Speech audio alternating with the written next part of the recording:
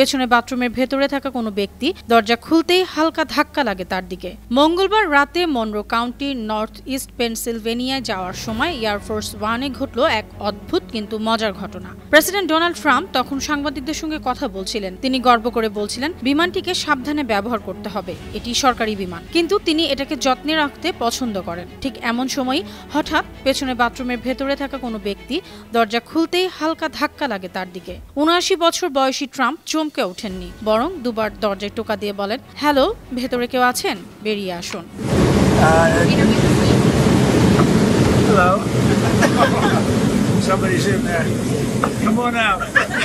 এরপর ট্রাম্প আবার তার ব্রিফিং চালিয়ে যান। পরে দেখা যায় একজন সিক্রেট সার্ভিস এজেন্ট পেছন থেকে হাসছেন আর বাথরুমের ওই ব্যক্তি ধীরে ধীরে বেরিয়ে আসছেন। এ সময় ট্রাম্প সহ উপস্থিত সবাই হাসতে থাকেন।